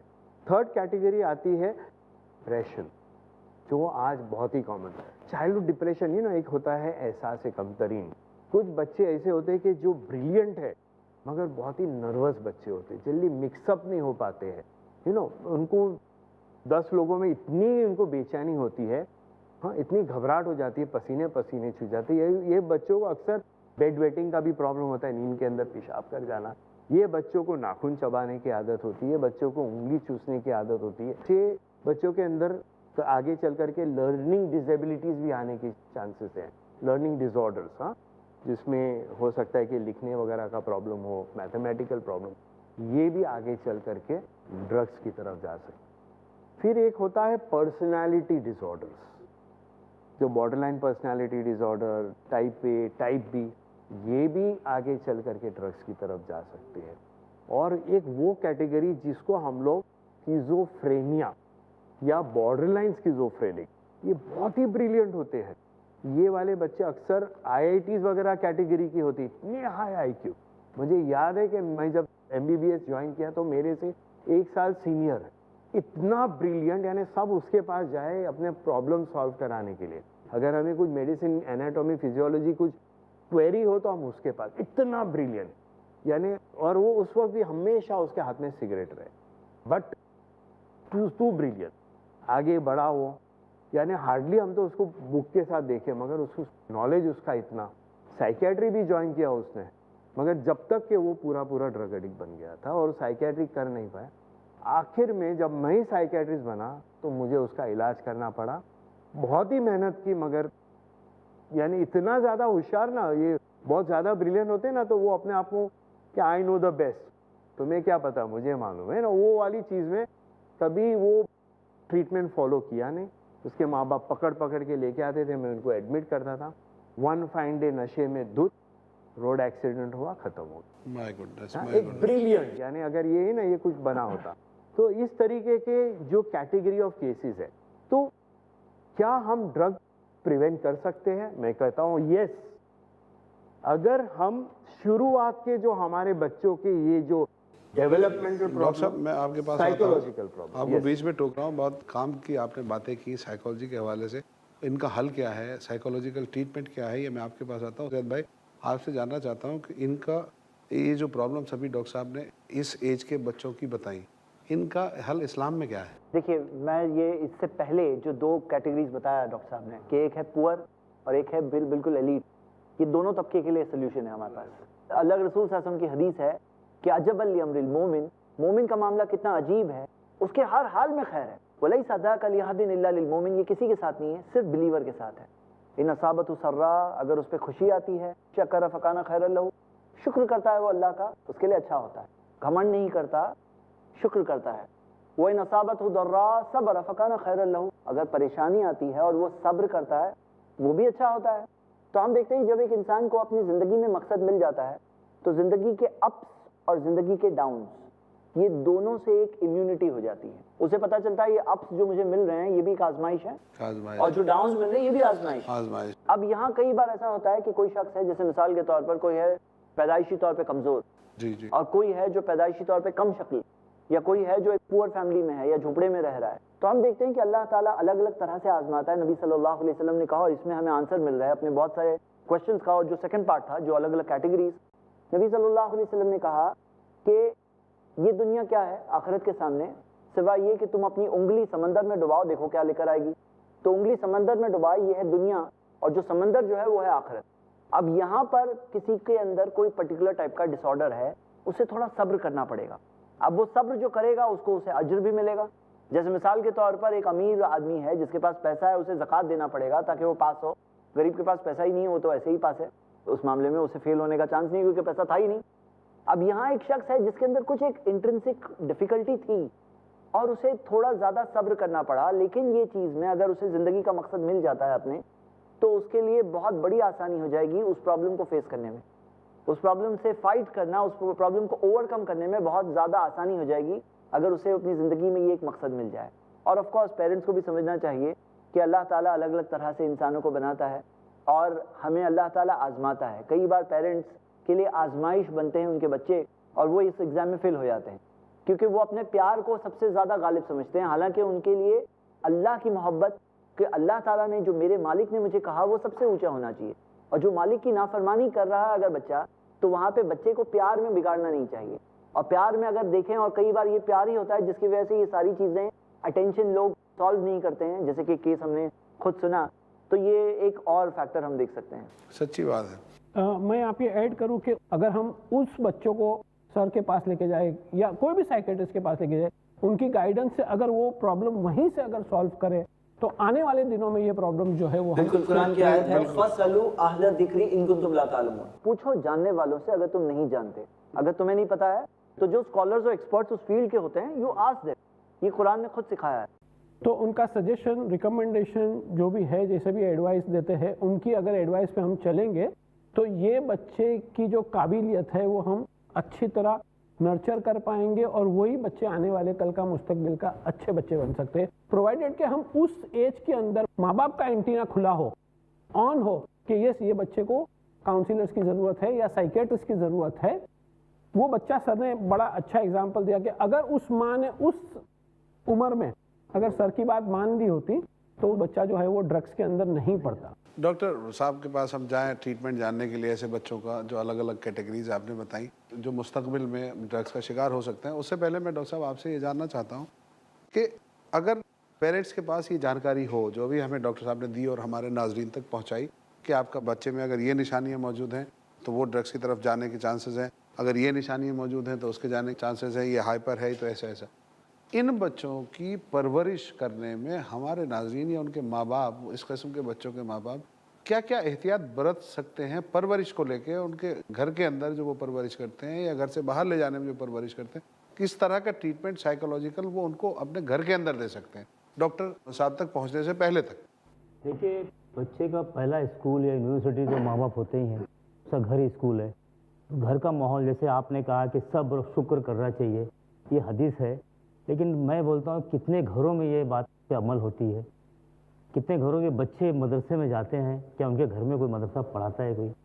मैं 50% लोगों को जानता हूँ कि मैं इस्लाम है सिर्फ नाम के मुसलमान होंगे, घरों में ये हदीस सबसे की बात कीमती नहीं है। गिफ्ट जो माँ बाप हाँ, दे सकते हैं अपने हाँ, बच्चों को तो वो बस है अपने इस चीज़ में चीज़ को पहचानना, हाँ, अपने मालिक को माहौल पहचानना, बनाओ, उसका इस्लामिक ताल्लुक। माहौल बनाओ तो कम से कम सुधरे।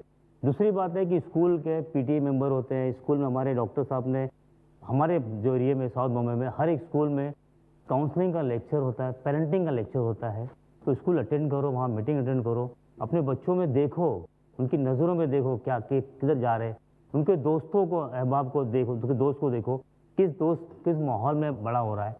वो आए घर में, स्कूल से आए तो उसके बैग को चेक करो, उसकी बिलोंगिंग को चेक करो, क्या ले रहा है कि नहीं ले रहा है।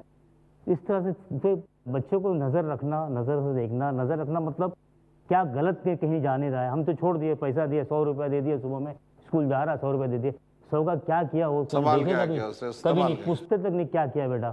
राइट तो जो राइट, मांगा दे दिए, उस पर भी कंट्रोल होना चाहिए माँ बाप को, हमें और चेक रखना दीनी पड़ेगा। माहौल भी बनाना मैं चाहिए। समझता हूँ कि एज ए काउंसलर हमारे पास बहुत सारे ऐसे बच्चे आते हैं, तो मेरा एक ज़ाब्ता है, एक फार्मूला है कि मैं हमेशा ये बात बताता हूँ कि मेरे बच्चे के साथ में मुझे एक जमात नमाज अदा करनी है। क्या बात है, बहुत अच्छी। मुझे अपने बच्चे के साथ में हाथ डाल के उसको ले जाना है।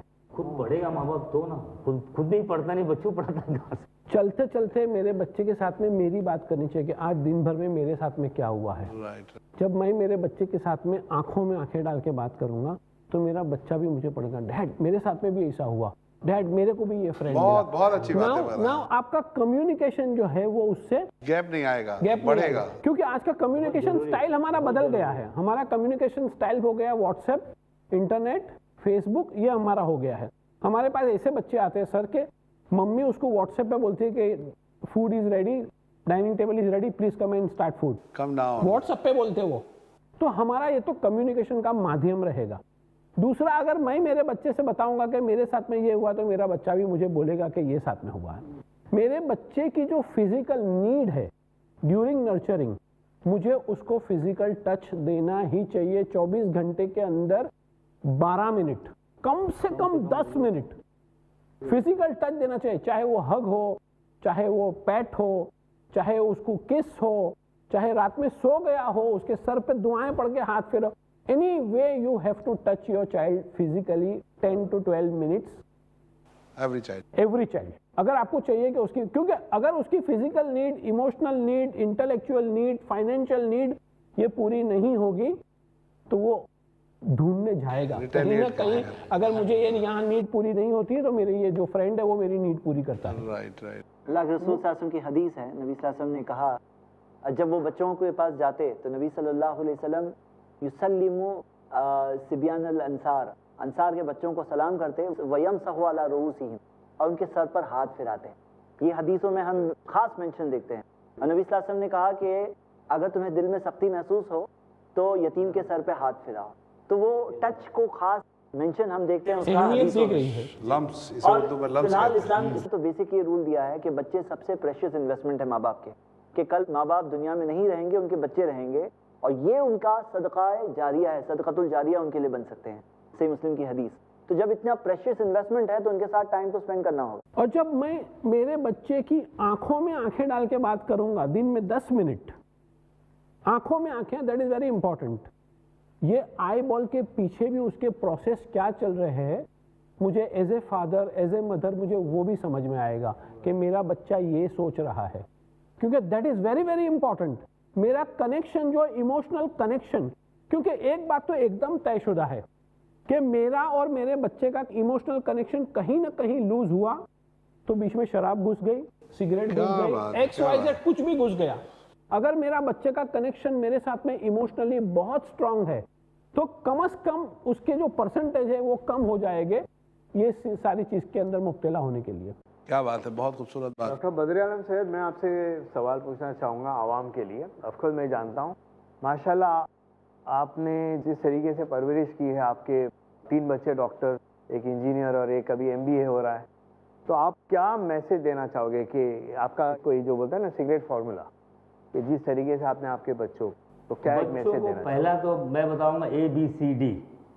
A से आँख होती है, आंखों में आंख, जैसे डॉक्टर घबराने से कहा आंखों में आंख देखिए, तो आंख में डाल के बात करना, सुबह में उनको मिलना, सलाम दुआ करना, स्कूल जानते टाइम देखना, स्कूल में हफ्ते में 15 दिन के अंदर या हफ्ते में एक बार स्कूल में जाके चेक करना कि स्कूल जा रहा है नहीं जा रहा। मैं बता रहा हूँ, बड़े बच्चे जब हो गए एसएससी के बाद में, स्कूल तो मैं खुद जाता था, लेके आता था उनको मैं, लेकिन कॉलेज में 15 दिन के अंदर मैं कॉलेज में सिक्योरिटी जाके पता करता था क्या रेगुलर अटेंडेंस है कि नहीं है। अच्छा, उसके बाद मैं घर पे आके पूछता था, एक बार कुछ बच्चे एक बार मिस भी किए होंगे तो बताया नहीं मैंने, उसके दोस्त लोग बताए कि तुम्हारे डैडी आए थे, और फिर उसके बाद में दोबारा उसने अटेंडेंस बंद नहीं, मतलब रेगुलर कॉलेज ज्वाइन किया, बिना डांटे बिना कुछ बोले उसने सुधार लाया था। माशाल्लाह मेरी एक बेटी नायर में MBBS फाइनल ईयर में है, वो तो बिल्कुल उसको बोलना भी नहीं पड़ा, उसको रेगुलर मतलब पहले से जब थर्ड से थी जभी से ही वो नीचे खेलने तक कभी नहीं गई। घर का माहौल माशाल्लाह दीनी माहौल रखा, मेरे वालिद साहब भी रेगुलर इंस्ट्रक्शन देते थे कि दीनी माहौल छोड़ना नहीं, दीन है, पहले दुनिया है आखिरत दोनों, लेकिन दुनिया के लिए भी करो नहीं आखिरत का भी करो, तो आखिरत के लिए भी करना था और दीन के लिए भी करना था। जैसे बताया कि एक समुंदर में डाले तो जितना कतरा, तो आखिरत का पूरी समुंदर है, जी और जी दीन तो दुनिया में 50 60 100 साल कितना आदमी जिएगा, नाज़रीन, 60 एवरेज है। नाज़रीन, दीन और दुनिया को एक साथ लेके चलना है, दुनिया से ही दीन की फलाह और बहबूदी और कामयाबी मिलती है। जैसा कि जैद भाई ने हमको बताया कि जैसे समंदर में उंगली डाल के बाहर निकालिए तो जितनी उंगली भीगती है ये दुनिया की मिसाल उतनी है, और सामने जो समंदर है आखिरत की मिसाल वो है। हम बात कर रहे हैं नशे की, हम बात कर रहे हैं ड्रग्स की, और ड्रग्स में फंसे हुए अपनी नौजवान नस्ल और अपने नौजवान बच्चों की। हमको डॉक्टर साहब ने बहुत अच्छी बात बताई कि कम्युनिकेशन गैप है, और कम्युनिकेशन गैप इस हद तक है कि माँ बच्चे को डाइनिंग टेबल पे बुलाती है व्हाट्सएप के ज़रिए। डॉक्टर साहब, आप मुझे इन तमाम मसाइल का हल बता रहे थे कि ये जो 4 कैटेगरीज आपने बताई बच्चों की, साइकोलॉजिकल, कि कौन कौन बच्चे नशे की तरफ जा सकते हैं। इस तरह के बच्चे जब आप तक आते हैं, मैंने दोनों अपने मेहमानों से बात की कि इस तरह के बच्चों को घर पे कैसे ट्रीटमेंट दिया जाए, साइकेट्रिक और साइकोलॉजिकल, लेकिन जब वो आपके पास आते हैं वो शिकायत लेके, जैसे वो एक माँ आई और आपने उसे एडवाइस किया, वो नहीं कर पाई, तो आप उनके साथ किस तरह ट्रीट करते हैं और क्या एडवाइस देते हैं उन बच्चों को के माँ बाप? तो जैसे मेरे आने के पहले रोल है डीन का, पेरेंटिंग का, काउंसलर का, बल्कि मैं कहूँगा आपके साथ भी है, हम हाँ, साथ में ही हैं। हाँ, क्योंकि इल्म नाफिया, बेनिफिशियल नॉलेज, आपकी नॉलेज बेनिफिशियल है, ऑफ कोर्स आखिरत की नॉलेज सबसे बेनिफिशियल है। अल्लाह इज ऑल नोइंग, और बेस्ट साइकोलॉजी आपको कुरान में मिलेगी और हदीस में मिलेगी, जो बिल्कुल as Muslim doctors everyone can अल्हम्दुलिल्लाह यूज ऑल ऑफ दैट। जज़ाकल्लाह, कैरी ऑन। तो आज समझो ना कि इतना माहौल बिगड़ा हुआ कि डेली कम से कम 20 से 25 बच्चों को लाया जाए। मैं बच्चे कहूँगा क्योंकि 90% यंग जनरेशन के बच्चे पेशेंट्स बन के आ रहे हैं। अल्कोहलिक्स और जो पुराने जो है वो लेट एज में आते हैं। राइट। तो जब आते हैं हमारे पास, एक हमारे असिस्टेंट डॉक्टर्स होते हैं, पहले पूरी हिस्ट्री लेती, चाइल्डहुड के पहले भी माँ के कोख में क्या था, माँ बाप यानी बचपन में कैसे रहे, माहौल कैसे रहा, तो पूरी एक हमारी साइकोलॉजिकल हिस्ट्री टेकिंग होती है। वो पूरी हिस्ट्री ली जाती है। वो हिस्ट्री के बाद पेरेंट्स के साथ अलग इंटरव्यू, बच्चे के साथ अलग इंटरव्यू, बच्चे का पूरा चेकअप करते हैं, मेडिकली फिजिकल चेकअप, कुछ कौन सा नशा वगैरह ले रहा है, बॉडी में क्या डैमेज हुआ, वो सब चेकअप होता है। उसके बाद साइकोलॉजिकल इवैल्यूएशन होता है, कुछ हमारे साइकोलॉजिकल टेस्टिंग होती है बच्चे की मानसिकता समझने के लिए। फिर एक हमारा डायग्नोस्टिक प्रोफाइल होता है कि बच्चे के अंदर क्या क्या प्रॉब्लम्स आए हैं, मेडिकली क्या डैमेज हुआ, क्या क्या नशा ले रहा है, साइकोलॉजिकली क्या है, सोशली क्या है, पर्सनैलिटी कैसी है, माहौल कैसा है। ये सब जब हो जाने के बाद ट्रीटमेंट प्लान बनाया जाता है। कुछ ऐसे केसेस होते हैं कि जहाँ इमरजेंसी में उन्हें एडमिट करना पड़ता है। कभी कभी तो हमें होम विजिट करके, इतना वायलेंट होता है, इतना साइकोटिक हो जाता है वो नशे की वजह से कि हमें घर भी जाना पड़ता है। हमारे डॉक्टर घबरानी, हमारे डॉक्टर्स जाते हैं वहाँ एग्जामिन करके, कभी कभी इंजेक्शन वगैरह दे करके भी ऐसी भी हालत होती है। तो जब ट्रीटमेंट प्लान होता है, भी एक होता है कि भाई या तो इन्हें एडमिट करना या ना करना। बहुत सारे ऐसे केसेस है जब शुरू में आते, जल्दी अगर 6 महीने के अंदर आए ना, तो बहुत अच्छे चांसेस है कि हम ओपीडी बेसिस पे हम उनका इलाज करें, जहाँ पर हमें आफ्टर डायग्नोजिंग उन्हें दवाई भी दी जाती है और इन्हें काउंसलिंग भी होती है, और इन्हें ग्रुप एक्टिविटीज़ होता है, इन्हें ग्रुप थेरापीज वगैरह होती है। तो ये कंटिन्यूस हम एडवाइस देते हैं कि एटलीस्ट 5 इयर्स, 5 साल तक ये हमें करना चाहिए। अभी जो केसेस यानी पानी जो बोलते हैं ना सर के ऊपर चला गया है, कि अब उन्हें घर में इम्पॉसिबल है। ऑलरेडी बहुत ज़्यादा ही नशा कर रहा है, बहुत ज़्यादा एडिक्ट हो चुका है, ये खुद से नहीं छोड़ सकता। और कभी कभी खुद से छोड़ना भी मुश्किल हो जाता है। कुछ कुछ नशा ऐसा है, जैसे अभी एक बच्चे को घर वालों ने पता चला कि नशा कर रहा है, उन्होंने बंद कर दिया, घर बंद कर दिया, तो तीसरे दिन उसको आ गई बहुत बुरी तरीके से फिट्स आई, तो उसके ना ज़बान कट गई, दांत टूट गया वगैरह वगैरह, इमरजेंसी में जाना पड़ा। तो वैसा भी नहीं होना चाहिए, क्योंकि ये एक बीमारी है नशा। तो ना उनको राइट सेटअप पे ले जाना बहुत ज़रूरी है, जहाँ इसकी ट्रीटमेंट अवेलेबल हो। अच्छा, नशे की कोई एक ऐसी स्टेज भी आती है क्या कि जहाँ डॉक्टर्स हाथ पैर खड़े कर देते हैं और बोल देते हैं अब इसका इलाज नहीं हो सकता? मैं तो नहीं ऐसा कहूँगा कि ऐसा कोई केस होगा जहाँ मैं कहूँगा कि ये लाइलाज। अल्लाह के रसूल हमें- सल्लल्लाहु अलैहि वसल्लम की हाँ, हदीस हाँ, है, नबी हाँ। सल्लल्लाहु अलैहि वसल्लम ने कहा इन्नल्लाह लम यदा दान इल्ला वदा लहू शिफा। अल्लाह ने कोई बीमारी नहीं रखी लेकिन उसके लिए शिफा भी रखी। तो ये जो एडिक्ट हो गया है, ये उसका एक तरह से नॉर्मल से वो नॉर्मल कोर्स से हट चुका है, वो एक तरह का बीमार ही है, उसका भी इलाज है। और अल्हम्दुलिल्लाह जो लोग इस चीज़ के ताल्लुक से नहीं जानते हैं, तो अल्लाह के इतना एहसान है कि जहाँ ये फंसने का रास्ता है तो बचने का रास्ता भी है, ताकि जो लोग बच के निकलना चाहते हैं, अपनी ज़िंदगी को बचाकर सुधारने की कोशिश करना चाहते हैं, उनके लिए ये एक रास्ता है। अच्छा, मेंटली नहीं, फिजिकली ऐसा हो? जैसे शराब में हम अक्सर देखते हैं लीवर इतना डैमेज हो गया कि क्यूरेबल नहीं है। लीवर ट्रांसप्लांट अभी आ गया है, इलाज है। यानी अभी वो, यानी बहुत से लोग बोलते हैं ना कि नहीं उनको देना ही पड़ेगा अफीम। एक वक्त ऐसा था जहाँ लाइसेंस ऐसा दिया ये जाता था वही उनको वही अफीम वही वालों मैं को। पूछना चाहता हूँ। अब नहीं, अब हमारे पास उसकी तोड़ की भी दवा आ चुकी है, जो बहुत ही, जो अफीम के बगैर जो जी नहीं सकता, उनके लिए भी मेडिसिन आ चुकी है। हाँ, ब्यूप्रेनॉर्फिन आ चुकी है, मेथाडोन आ चुका है। अल्कोहलिक्स भी, जो लोग यानी कि अगर नहीं मिला तो कुछ भी हो सकता है, उनको भी हम लोग एडमिट करके डिटॉक्सिफिकेशन। अब जो जहाँ पे ये बात आई, तो मैं कहूँगा फेजेस ऑफ ट्रीटमेंट। पहला मैंने जो कहा ना, वो फेज 1 पूरा इवैल्यूएशन वगैरह, प्लान ऑफ ट्रीटमेंट। हाँ, ओपीडी ट्रीटमेंट, इंडोर ट्रीटमेंट। अगर इंडोर ट्रीटमेंट होता है तो पहले डिटॉक्सिफिकेशन होता है उनका, पूरे बॉडी में से, सिस्टम में से वो चीज़ को निकालते हैं, और जब वो चीज़ नहीं मिलती तो विड्रॉवल फेज जो आता है, उस चीज़ का इलाज किया जाता है। ये तकरीबन 1 हफ्ते से 2 हफ्ते का ये ट्रीटमेंट होता है। ये ट्रीटमेंट हो जाने के बाद कुछ केसेस ऐसे भी है कि जिन्हें रिहैब में शायद जाना ना पड़े। हाँ, डिटॉक्सिफिकेशन के बाद इतने मोटिवेटेड है कि उन्हें हम होम बेस्ड ट्रीटमेंट शुरू कर देते हैं। और कुछ ऐसे केसेस है कि जिन्हें रिहैबिलिटेशन में भेजना पड़ता है। रिहैबिलिटेशन 1 महीने से लेकर के कुछ कुछ सेंटर्स में 1.5 साल तक भी रखते हैं। हमारा जो सेटअप है मसीना हॉस्पिटल, वहाँ हम 3 महीना रखते हैं। जो नॉन अफोर्डिंग लोग हैं, यहाँ मैं ये आपके माध्यम से कहूँगा, हमारे देश में हमारा हेल्थ सिस्टम इतना अच्छा है, हमारे गवर्नमेंट की तरफ से भी हर जगह जो नॉन अफोर्डिंग है उनके लिए भी, जिनके पास बिल्कुल एक पैसा भी ना हो, तो उनके लिए भी ट्रीटमेंट अवेलेबल है। जैसे हमारा मुंबई में स्टेट गवर्नमेंट का GT hospital de addiction centre है, मुंबई म्युनिसिपल कॉरपोरेशन का केएम हॉस्पिटल, वहाँ पर भी डी एडिक्शन सेंटर है।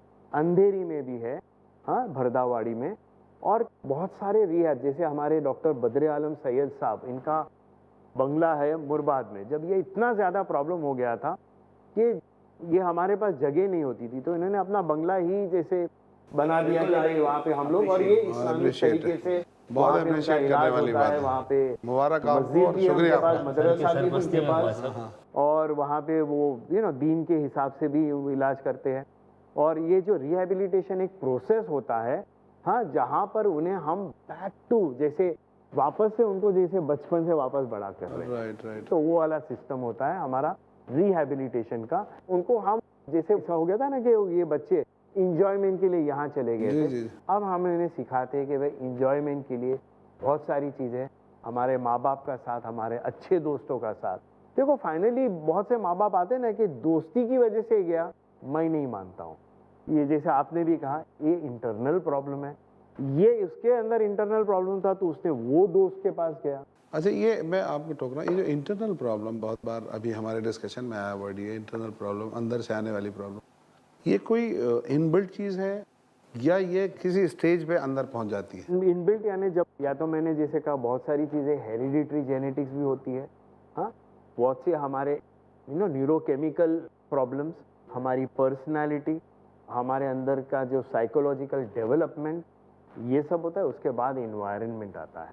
तो कुछ हो गए ना, जैसे ये मैं कहूँगा कि मैंने ऐसे भी बच्चों का इलाज किया कि जो ना माँ बाप सोचते हैं कि अभी हम इनको मदरसा में डाल देंगे, उनको मौलाना बना देंगे, मगर वो प्रॉब्लम है ना उनके अंदर, तो वहाँ जाकर भी वो नहीं बन पाए, वहाँ जाकर भी वो बेचारे नशे के अंदर ही गए। तो ये चीज़ का भी तो हमें हम ये देखते हैं कि मेरे पास जो अवेलेबल लेटेस्ट मुझे जो मिल पाई स्टैटिस्टिक्स, उसके अंदर ये फिगर मिला कि तकरीबन इंडिया में 580 रिहेबिलिटेशन सेंटर्स है, 580, लेकिन करोड़ों की तादाद में ड्रग एडिक्ट्स है। और कई ड्रग एडिक्ट्स को ज़रूरत पड़ती है, जैसे डॉक्टर साहब बता रहे हैं कि रिहैब सेंटर में वो रहें और वहाँ से वो जैसे बाहर निकलें इस प्रॉब्लम से।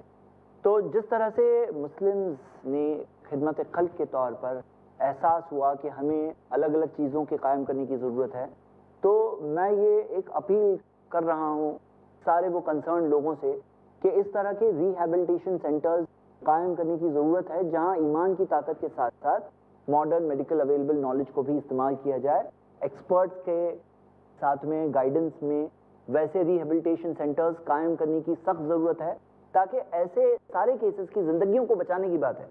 और कुरान की आयत जो है सूरह माइदा सूरह 5 आयत नंबर 32 कि वमन अहयाहा फकान्नमा अहयन्नास जमीआ, एक जान को बचाना ऐसा है जैसे सारे इंसानों को बचा लिया। तो ये तो जान बचाना ही है ये हकीकत में। ज़ैद भाई, आपने अच्छा बताया कि आपके रिकॉर्ड के हिसाब से इंडिया में सिर्फ 580 रिहैबिलिटेशन सेंटर्स हैं। यहाँ मैं आपको ये भी बताऊँ कि पिछले कुछ 2-3 सालों में मुंबई के आसपास बहुत सारे छोटे छोटे रिहैब सेंटर बन गए, एक तो ज़रूरत के हिसाब से, और अनफॉर्चुनेटली किसी के पास जगह थी, कोई एक थोड़ा सा रिफॉर्म्ड एडिक्ट जो होता है ना, अब काउंसलर होता है ना वो, तो उन्होंने शुरू कर दी। कोई एक प्रॉपर नॉर्म्स हमें चाहिए, होलिस्टिक अप्रोच चाहिए, जहाँ पर मेडिकल, साइकोलॉजिकल, सोशल, स्पिरिचुअल और जैसे दीन को साथ में ले करके कोई जो भी मसलियत का हो, तो ये होना बहुत ज़रूरी है। ज़ैद भाई, आप कुछ कहना चाहते थे? देखिए, मैं ये कहना चाहता हूँ कि हमने बात तो की ड्रग्स के ताल्लुक से, लेकिन इस चीज़ के ताल्लुक से हमें ये प्रॉब्लम कम्युनिटी के तौर पर सॉल्व करना होगा। इंडिविजुअली बहुत सारा एक्शन हमने देखा, प्रिवेंटिव एक्शन देखा, लेकिन जो हमारी कम्युनिटी में और अलग अलग एरियाज़ में ये जो ड्रग्स की अवेलेबिलिटी है, ये खुद एक बहुत बड़ा प्रॉब्लम है। राइट। तो मेरे सामने एक मिसाल आई थी, and I am really appreciate, I would really like to appreciate. Bombay का एक इलाका है जहाँ की कम्युनिटी के लोगों ने अपना फुट डाउन कर लिया कि ड्रग पेडलर्स को हम लोग अपनी पूरी एरिया में आने नहीं देंगे। क्या बात है, क्या बात। और जैसा कि आप जानते हैं कि ड्रग पेडलर्स खाली अकेले काम नहीं करते हैं, उनके साथ कई सारी मशीनरीज मिली हुई होती है, बहुत बड़ा उनका एक माफिया होता है उनके बैकअप में। आम इंसान कई बार डरते हैं कि हम इनसे कहाँ अपना पंगा ले, में अपने काम से काम लूं। लेकिन सही बात तो ये अल्लाह के रसूल सल्लल्लाहु अलैहि वसल्लम की हदीस है, जो अपने पड़ोसी को डिफेंड करते हुए मारा गया वो भी शहीद है, हाँ, और जो अपने खुद की प्रॉपर्टी को बचाते हुए मारा गया वो भी शहीद है। तो हम देखते हैं कि यहाँ पर इस्लाम ने कंसेप्ट बहुत बड़ा बताया, भाई मरना तो एक दिन है, सबको है, और जो चीज़ आनी है वो आनी। तो यहाँ ये जो डर डर के लोग जो ज़िंदगी बिताते हैं और अपने एरिया की बुराई को रहने देते हैं, और हम देखते हैं कि कई बार ऐसा होता है कि पर्टिकुलर एरियाज़ में पुलिस एक्शन में भी कुछ डिफरेंस पाया जाता है, जो कॉज बनता है क्यों उस एरिया में ज़्यादा ड्रग पेडलर्स पहुँचते हैं और ज़्यादा ड्रग एडिक्ट्स क्रिएट होते हैं। तो हम कहते हैं यहाँ पे कम्युनिटी को ये समझना चाहिए कि लॉज है, पुलिस भी हेल्प करना चाहती है, पुलिस को कॉपरेशन चाहिए, पुलिस को ऐसे लोगों की ज़रूरत है जो उसमें कंसर्न्ड एक्शन में साथ दे उनका। पूरे कानून है जो ड्रग पेडलर्स के खिलाफ है, ड्रग की अवेलेबिलिटी करने के खिलाफ है, वो सारे कानूनों को जानते हुए क्लियरली मैं ये एक अपील करता हूँ सारे वो कंसर्न्ड इंडिविजुअल्स को कि ये कोई छोटा प्रॉब्लम नहीं है। ये प्रॉब्लम को अगर रोका नहीं गया तो बहुत दूर नहीं है कि घर घर में ड्रग एडिक्ट्स मिलेंगे, और बल्कि वैसे टाइप के केस हो चुके हैं इंडिया के सिलेक्ट इलाकों में। आप अगर ईस्टर्न स्टेट्स को देखें या पंजाब का हाल देखें तो वहाँ पे ये एक्चुअल स्टेट हो चुका है कि घर घर में एक आध ड्रग एडिक्ट तो मिलता ही है। लेकिन अगर इस चीज़ को अगर रोका नहीं गया इन टाइम, तो नेक्स्ट जनरेशन या उसकी बाद की जनरेशन के हम डिस्ट्रक्शन को इमेजिन नहीं कर सकते हैं, क्योंकि ड्रग एडिक्ट बनने वाले कौन सी एज वाले होते हैं? 17 to 35 के बीच में होते हैं। जी जी, यानी हमारे जो कमाने वाला तबका है, जो हमारा यंग जनरेशन है, जो कंट्री का मेन मैन पावर है, जो मुस्तकबिल है, जो फ्यूचर है, वही डिस्ट्रॉय हो जाता है। बूढ़े लोग जाकर ड्रग एडिक्ट बहुत शायद ही कोई बनता होगा, नहीं बनता। लेकिन मेन जो हमारी यंग जनरेशन ही खराब हो जाती है, बिगड़ जाती है। तो if we are not going to do something about this, we don't know कल आपके घर में हो सकता है कोई ड्रग एडिक्ट आ जाएगा। तो मैं सारे अपने ब्रदर्स और देखने वाले सारे कंसर्न लोगों को, सारे नाजरीन से ये एक अपील करना चाहता हूँ कि इस चीज़ को हम इग्नोर बिल्कुल नहीं कर सकते हैं। मैं आपको उभारता हूँ कि इस चीज़ को एक कम्युनिटी के तौर पर एक सर्विस समझकर, एक बहुत बड़ा एक समझ लीजिए इस्लाम ने जद्दोजहद का एक जो रूल दिया है कि जो अल्लाह की मदद आती है तो वो चीज़ के तहत इसे स्टॉप करने में हिस्सा बनने की कोशिश करना चाहिए। Don't ignore this. या मैं ये कहूँगा जैसे इसमें एक होता है डिमांड रिडक्शन और एक होता है सप्लाई रिडक्शन। तो आपने अभी सप्लाई रिडक्शन के बारे में मैं बात इसी करी। हवाले से आ रहा हूँ आपके पास। हाँ। प्रोग्राम अपने खात्मे की तरफ गामजन है और हमारे पास वक्त बहुत कम बचा है। नाजरीन, आइए हम अपने तमाम मेहमानों से एक आखिरी पैगाम लें। मैं चाहता हूँ कि आप सब लोग नशे के हवाले से, ड्रग्स के हवाले से हमारे नाजरीन को, हमारे अवाम को नशा और ड्रग्स से दूर रहने के तरीक़े और अपनी नौजवान नस्ल को बचाने के ढंग उन्हें बताएं। आइए शुरू करते हैं डॉक्टर कबरानी साहब से। मुझे मेरी फैमिली में देखना है, मुझे no tolerance, not acceptable, not tolerable. मुझे मेरे पड़ोसी में देखना है, क्योंकि सर ने बहुत वाज़े बताया, तो अंगार लगी हुई है। आज उसका महल जल रहा है, कल मेरी झोपड़ी भी को भी ले जाएगा ये। जी जी जी जी। और घर घर में आ जाएगा। तो मुझे लविंगली फर्म होना है मेरे बच्चे के साथ में, और मुझे ये मैसेज मुझे बच्चे को देना है, मेरे अड़ोस पड़ोस पे देना है, जी। मेरी कम्युनिटी के अंदर देने का है। Not acceptable, not tolerable. Not चाहे वो कंज्यूमिंग हो, चाहे वो ट्रैफिकिंग हो, nothing doing. Not acceptable, not उसके लिए अगर मैं सिगरेट के अंदर, गुटखे के अंदर, शराब के अंदर मुब्तला हूँ, तो ये चैनल से, जैसे सर ने बताया बिल्कुल वाज़े तौर पे, अभी इस वक्त मैं अहद ले लूँ कि इस वक्त के बाद में मैं इस चीज़ को टच नहीं करूँगा, और मैं मेरे बच्चे के सामने अच्छा रोल मॉडल बनूंगा, और मैं भी सीधे रास्ते पे रहूँगा, उसको भी सीधे रास्ते पे रहूँगा। जब मैं और मेरा बच्चा दोनों हाथ मिला लेंगे तो अड़ोस पड़ोस वालों को भी मैं आके अपने साथ में मिला लूँगा। हर आदमी बेदार हो जाए, अगर अंदर से जाग जाए, तो इंशाल्लाह ये दिन दूर नहीं होगा कि हमारा समाज, हमारा माशरा जो है वो ड्रग्स से क्लीन हो जाएगा। क्या खूबसूरत बात की। डॉक्टर बद्र आलम सैयद साहब, आपका पैगाम। मैं एमडी, जो आज ड्रग्स के सिलसिले में कुछ कहना चाहूँगा। मैं एमडी का फुल फॉर्म मम्मी और डैडी भी है। तो इस मम्मी और डैडी से मैं इंतजार कर दूंगा कि 4 चीज़ मुझे बोलना है, ABCD, कि अपने बच्चों में या पड़ोस के बच्चों में या अवाम के बच्चे में या कम्युनिटी के बच्चे में, मोहल्ले के बच्चे में अगर आप देखते हैं तो ABCD। आँख को देखिए, आँख लाल है, नशीली है, कीचड़ काचड़ है, साफ नहीं करता है, तो समझो कुछ उसमें नशा कर रहा है। B, A हो गया। B for body. बॉडी देखो, कई दिनों से नहाएगा नहीं, बाल बिखरे हुए रहेंगे, दुबला हो रहा हो, अचानक कमज़ोर हो रहा होगा, तो भी समझो कुछ गड़बड़ है। C से check their belonging, check their school, college में जाके जाता है कि नहीं जाता है। जब घर में आता है तो उसके बाथरूम में कितना टाइम लगाता है, बाथरूम में जाके चेक करो। उसके बैग में, पर्स में चेक करो, और अपने आसपास घर में भी चेक करो, कोई सामान गायब तो नहीं हो रहा है। अगर घर में गायब सामान हो रहा है, तो चोरी हो रही है, तो समझो कि बच्चे के अंदर कमी है। ऑफिस पर D आता है, डॉक्टर। तो आप अपने आसपास करीब डॉक्टर के पास जाइए या साइकेट्रिक के पास जाइए। मसीना हॉस्पिटल में डॉक्टर माचिस साहब का पूरा फुल सेटअप। मसीना में नहीं, प्राइवेट हॉस्पिटल में नहीं, तो GT JJ सर, GT के हेड ऑफ डिपार्टमेंट है। मैंने देखा है कि वहाँ कैपेसिटी अगर 50 की है तो 60-70 भी नीचे भी रहते हैं, और 85% मुस्लिम बच्चे हैं।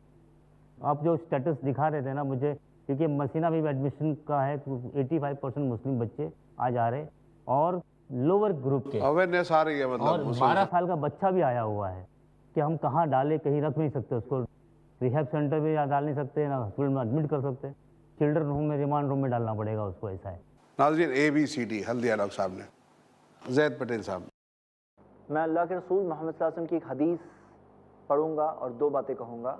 सही मुस्लिम में हदीस है, मन रा मिन को मुनकरन, तुम में से कोई अगर मुनकर चीज़, बुरी चीज़, गलत चीज़ होते देखे, फल युगय्यर बियदिही, हाथ से रोक सकते हो तो हाथ से रोको। वो इल्लम यस्तती, हाथ से रोकने की अगर इस्तिताअत और कैपेसिटी नहीं है, फबी लिसानी, तो जुबान से बुरा कहो। वो इल्लम यस्तती, और अगर वो भी ताकत नहीं है, फबी क़ल्बिही, तो दिल में बुरा समझो। ये ईमान का सबसे कम दर्जा है। मैं आपसे अपील करता हूं, अभी ईमान के टॉप लेवल से काम लेने की ज़रूरत है। आपने स्टैटिस्टिक्स सुने, 85%। गुलाम आज के ज़माने में एक आज़ाद आदमी को नहीं बना सकते हैं, लेकिन ड्रग एडिक्शन एक ऐसी चीज़ है जिससे कि एक आम फ्री इंसान गुलाम बन जाएगा। उससे जो कराना है करा सकते हैं, एक बार वो ड्रग एडिक्ट बन गया। वो पेडलर के आगे जो उसका सप्लायर है उसके सामने वो एक गुलाम की हैसियत रखता है। तो इस गुलामी से बचाइए आज़ाद इंसानों को दरिंदों का शिकार होने से बचाइए।